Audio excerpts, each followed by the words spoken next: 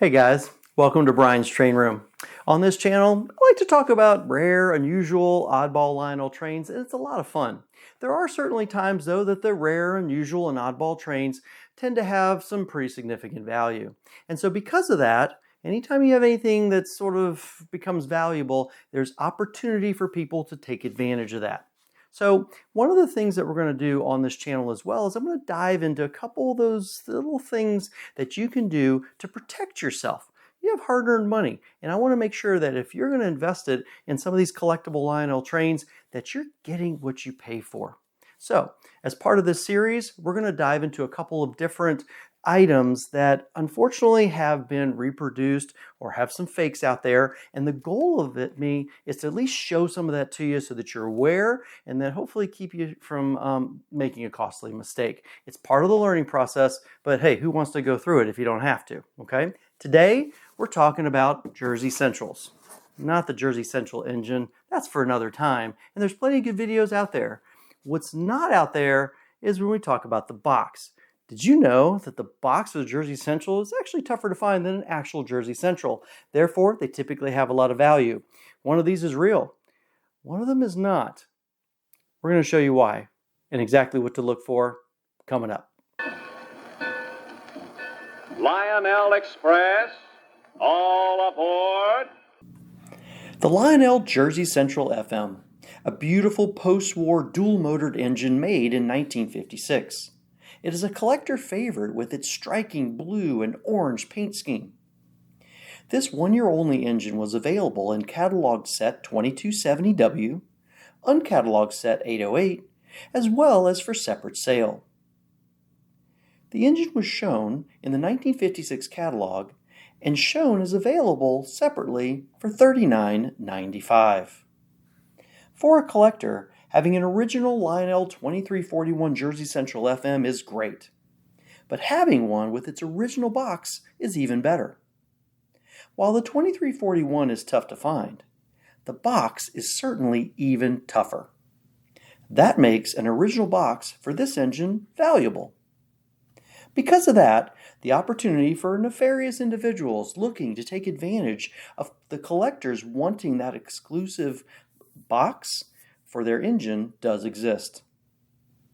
The goal of this episode is to provide as much information as I can to keep you from making an expensive mistake.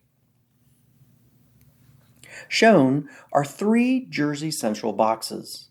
One is original, the other 2 are not. For reference, the first box is properly marked and clearly not original.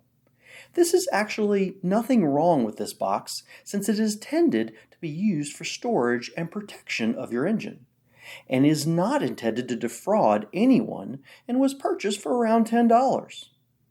The interesting part of this box is that the printing and stamp used to make this box was reused to make fake boxes.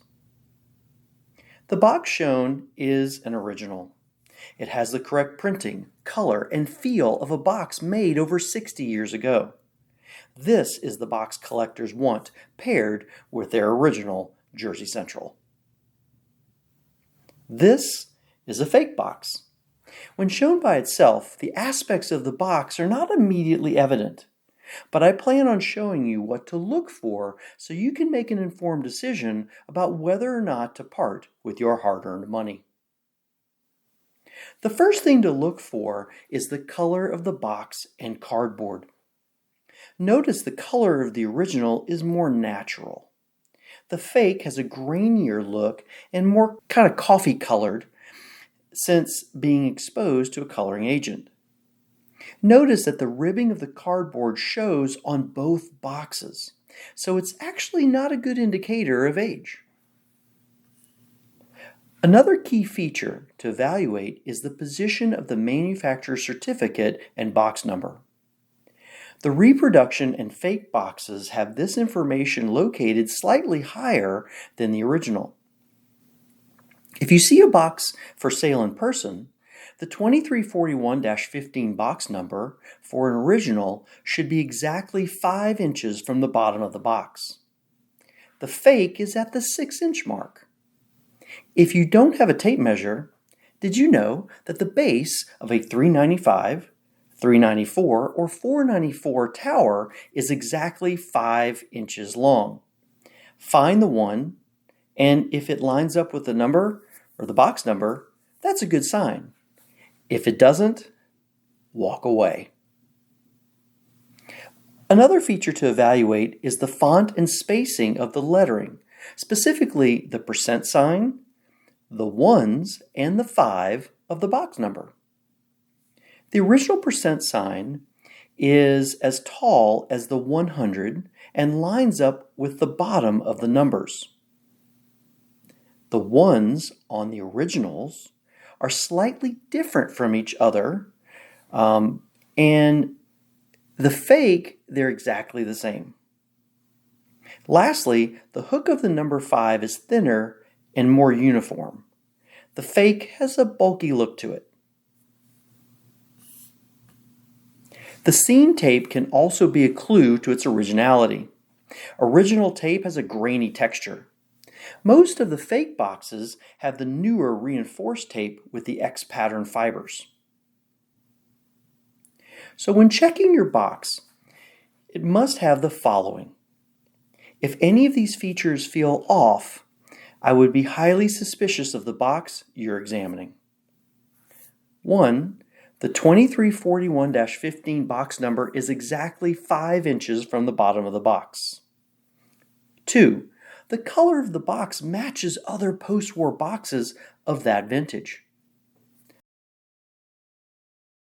3. The percent sign lines up with the bottom of the 100. 4. The ones of the box number are slightly different. 5. The 5 has a thin, consistent hook shape to it. 6. The box tape has a grainy texture. And 7, and most possibly the most important of all, the seller is someone you know will honor the sale. So, everyone has some homework to do. If you have a box for your Jersey Central, check it out and see what you have. If it's original, great. If not, it's okay. Lesson learned. Pass that information on to the next generation of collector. It's the only way to promote the joy and excitement of Lionel Trains and keep our hobby safe. I would like to give a big shout out to fellow collector Pete Campo, who really helped me understand the differences between the boxes as well as provided examples of each box so I could share them with you. Alright guys, that's my video. Thanks for watching. I certainly appreciate that. I always want to know how to make these videos better. So, there's a comment section down below. Send me some comments or some questions. I'm happy to answer them for you.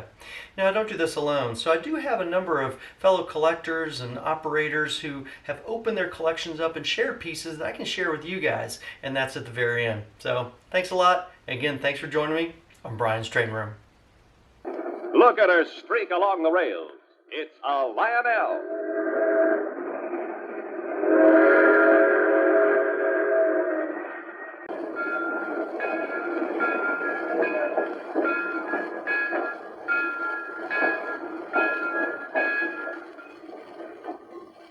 Lionel Express arriving on time.